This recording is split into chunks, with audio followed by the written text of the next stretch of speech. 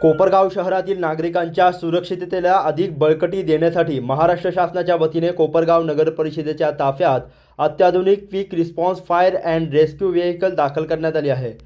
बुधवार दिनांक 1 जुलै रोजी कोपरगाव नगर परिषदेत या अत्याधुनिक वाहनाचे विधिवत पूजन करून मान्यवरांच्या उपस्थितीत लोकार्पण करण्यात आले।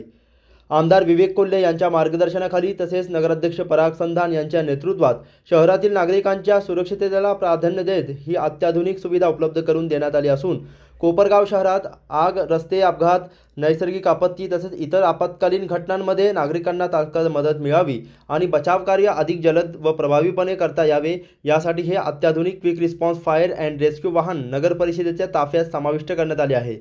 यावेळी नगराध्यक्ष पराग संधान, मुख्याधिकारी अजित निकत यांच्यासह नगर परिषदेचे अधिकारी, कर्मचारी, कोपरगाव नगर परिषदेचे, भारतीय जनता पक्ष व मित्र पक्षाचे नगरसेवक, पदाधिकारी, कार्यकर्ते मोठ्या संख्येने उपस्थित होते।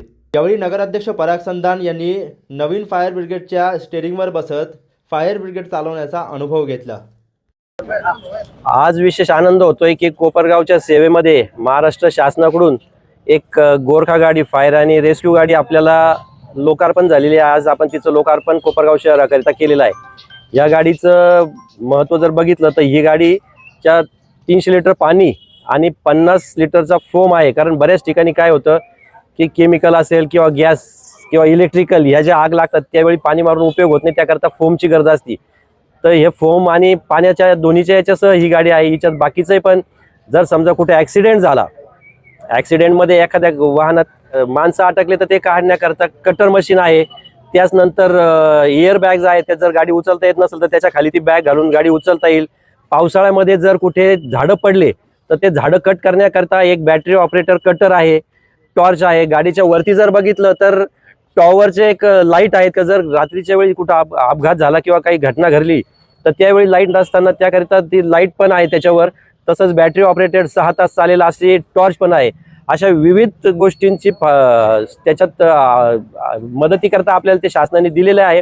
कारण आज आपण बघतो की ज्या स्लम एरियामध्ये छोटे रस्ते आहेत तिथं मोठी फायर जात नाही, त्याकरता ह्या गाडीचा जास्तीत जास्त उपयोग होणार आहे। याचबरोबर 2 बुलेट गाड्या पण आलेल्या आहे। लवकरच आपण त्याचं शहरातून एक राऊंड पण घेणार आहोत आणि या गाडीचा शहरासाठी जास्तीत जास्त उपयोग होईल। ज्यावेळी काही दुर्घटना होतील त्याचा त्या हिशोबाने आपल्याला शासनाने दिलेला आहे। तर मी शासनाचे आभार मानतो। त्याचप्रमाणे आमचे सहकारी आज संदीपजी देवकर यांचा पण वाढदिवस आहे, त्यांनाही वाढदिवसाच्या सगळ्यांच्या वतीनं खूप खूप आरोग्यदायी शुभेच्छा देतो आणि थांबतो। जय हिंद, जय महाराष्ट्र। आज महाराष्ट्र शासनाकडून कोपरगाव नगरपालिकेला प्राप्त झालेल्या गोरखा गाडीचं लोकार्पण सोहळा या ठिकाणी संपन्न झालेला आहे। या गाडीमध्ये आपल्याला 300 लिटर पाणी आणि 50 kg फोम अवेलेबल आहे। त्याचबरोबर अडचणीच्या ठिकाणी रेस्क्यू ऑपरेशन्स करण्याकरताचे आवश्यक सर्व साधन सामुग्रीने सुसज्ज अशी ही गाडी आहे। कोपरगाव शहरात असणाऱ्या छोट्या छोट्या गल्ल्या, बोळा आणि स्लम या ठिकाणी या गाडीचा निश्चित मोठ्या प्रमाणात उपयोग होऊन जीवितहानी आणि अपघात रोखण्याकरता उपयोग होणार आहे। तरी ही गाडी कोपरगावकरांच्या सेवेत आजपासून रुजू झालेली आहे। धन्यवाद।